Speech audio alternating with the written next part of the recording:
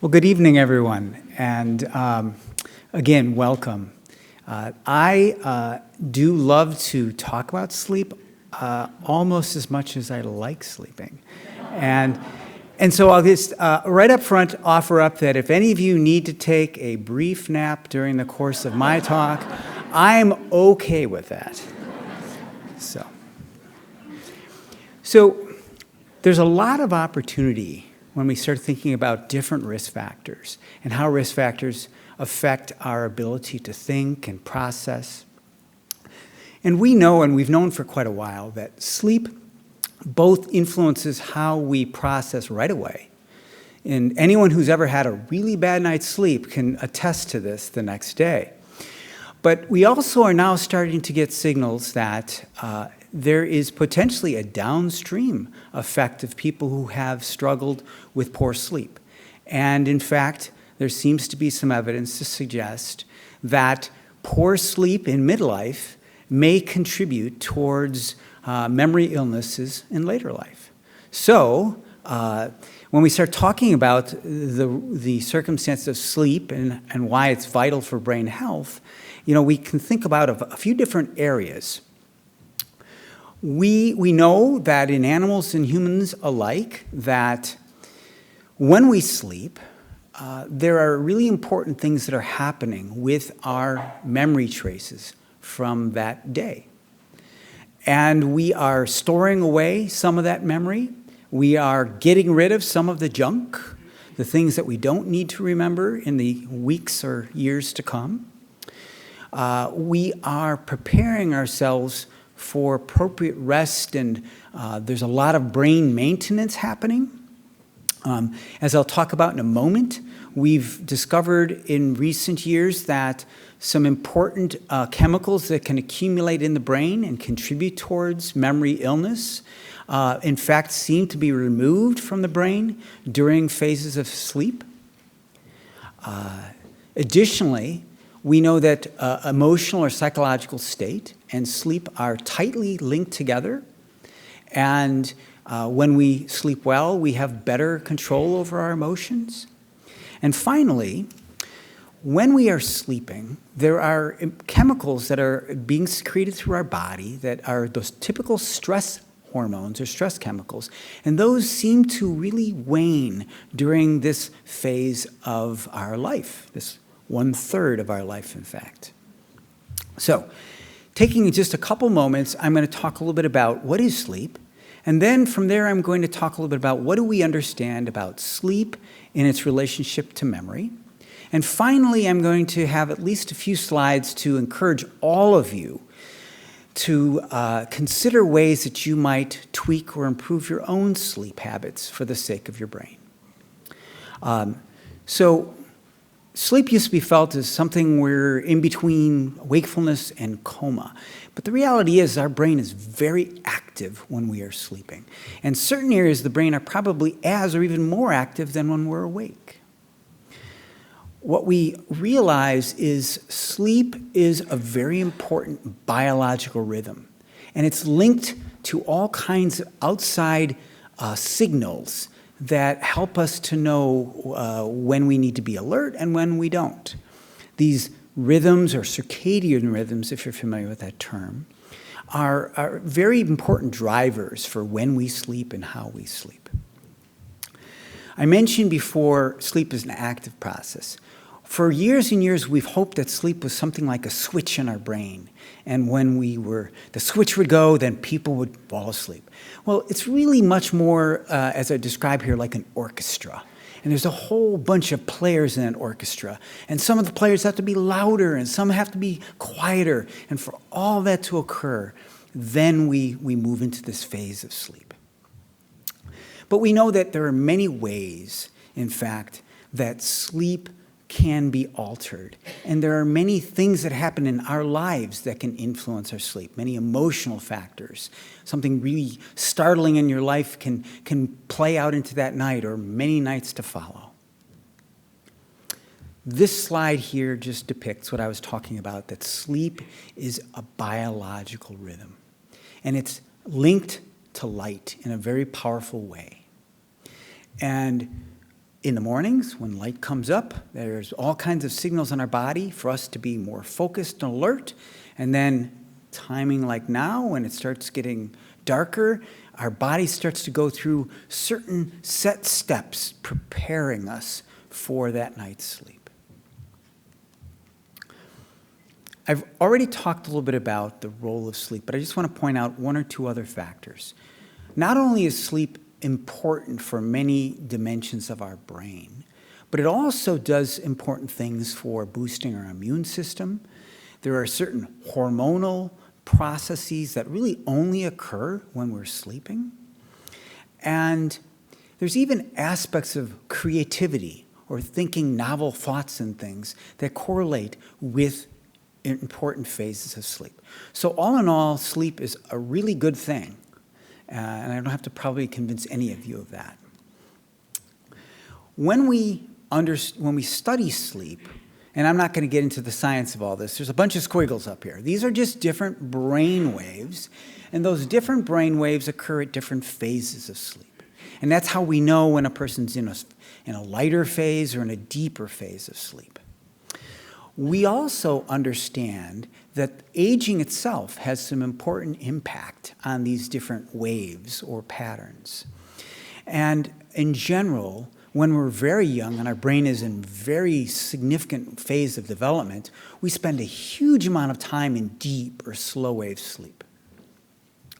And then as we get older and older, we kind of get to a different phase where we have a certain percentage, about 20% or so, of deep or slow wave sleep. And then as we move into our 60s and 70s and 80s and such, the amount of slow wave sleep drops off some.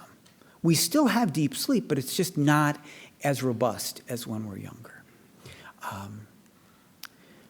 This is a common question I get, which is, oh, I'm getting older now. I don't need as much sleep. I'm not sleeping as much.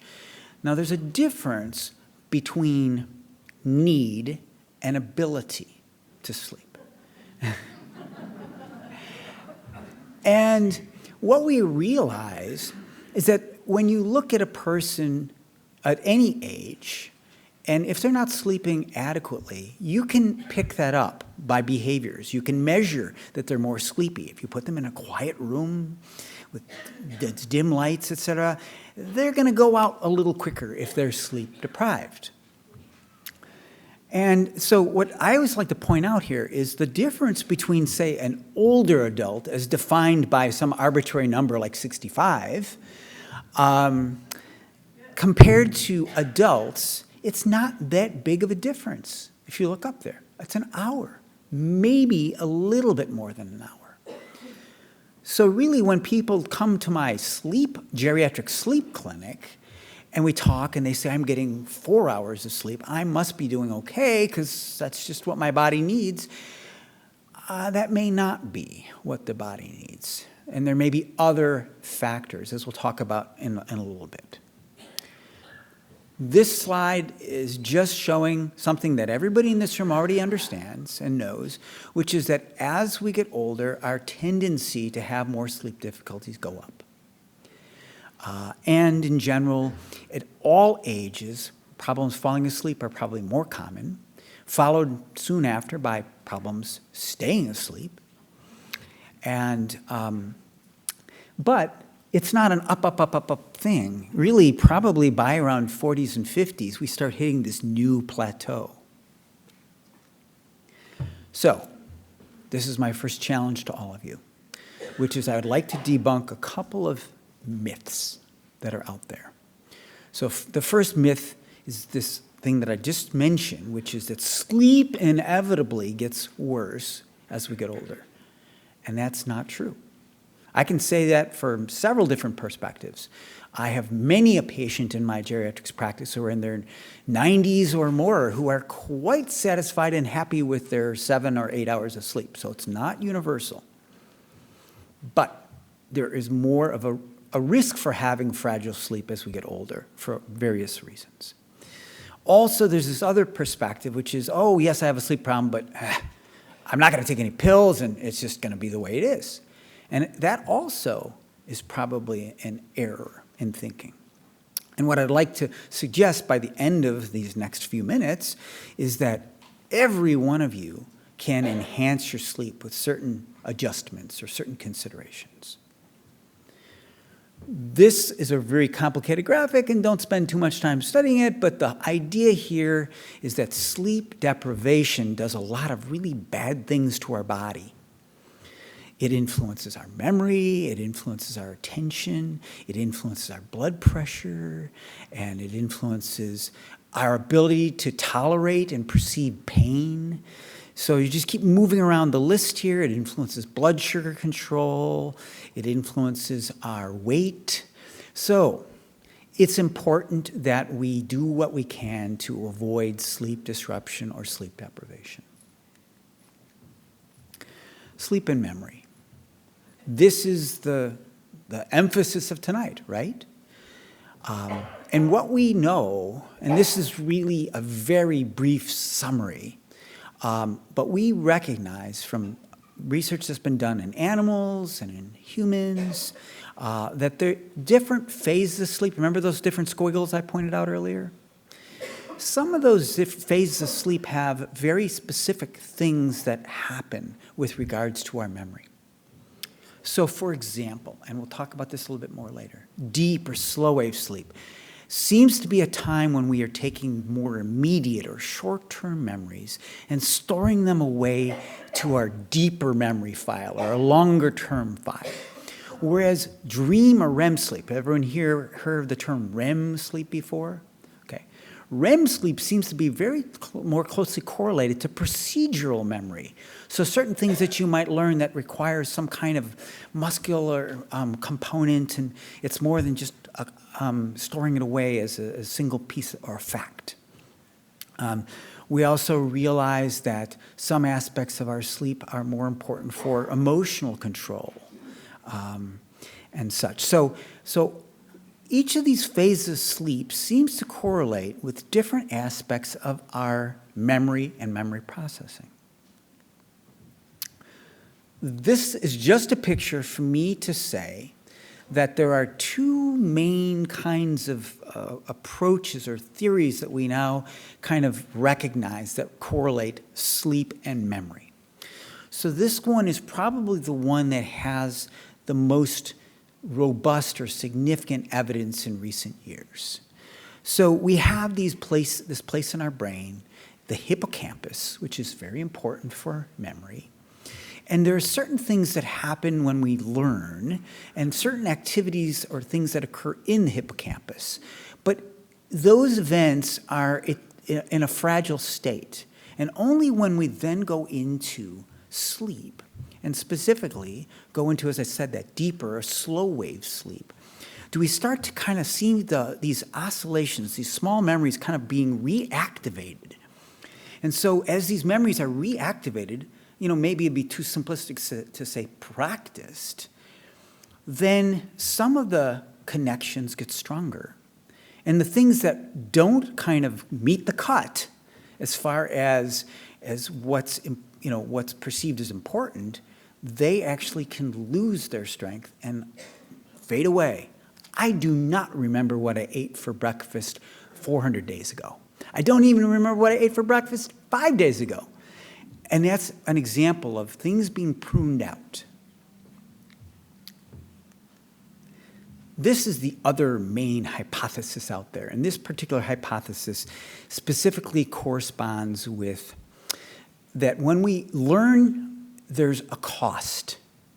When we learn something like in the left lower corner here, we have these little branches. We'll just call those branches connections. Those connections are memory elements. And as the day progresses, so a new memory element may mean that one of those branches gets a little stronger. But then when we go to sleep at night, what happens is we need to kind of reconcile all this energy expended. And so what ends up occurring is that we upscale, or at least preserve some connections, but we downscale a whole bunch of other things. And so by the end of the night, there's been this kind of purging and strengthening process that goes on, if that makes sense. we also understand that there's all kinds of things that accumulate in our brains, and some of those things are not healthy for our brain. And in fact, we know that our brain is constantly making all of these proteins which are folded in ornate ways so that they do certain things. But sometimes those proteins get gummed up or influenced in ways where they get misfolded. And so in a good sleep situation, we are balancing out and getting rid of some of the junk, some of those misfolded proteins. However, we have evidence to say that when we have impaired sleep, that there tends to be a kind of shift in this balance. And then all of a sudden our brain is not clearing out some of those elements to the extent that they should be. And that then leads, of course, towards other downstream effects that we're learning more and more about. The last point I'll make about sleep and memory is one that relates to this process called beta amyloid. People here in the room familiar with beta amyloid? So it's felt to be an element that accumulates in the brain in certain types of memory illnesses such as Alzheimer's. And there's a balance between when the particular chemical or this substance is kind of in one state or in another state. And we know that sometimes when this particular molecule accumulates in a certain way, it gums up and produces damage in the brain, or that's what we suspect. At night, there are some really impressive things happening in our brain to clear out this beta amyloid. And when we are not getting adequate sleep, that clearance of beta amyloid is not the same. So one could see then how there'd be a relationship, not just the short term for memory, but downstream. If you're having poor sleep in midlife, what might that mean for your brain and brain health 10, 20 or more years later? Okay, last thing I'll say is naps are good. And there's all kinds of great evidence to suggest that if you learn something and then you take a nap, you will remember it better. So I'm just all about naps. Okay. Final, I think I have just a minute or just a few minutes more, but this is where I want to encourage all of you to recognize that our sleep is a life rhythm. And so we need to guard it and protect it.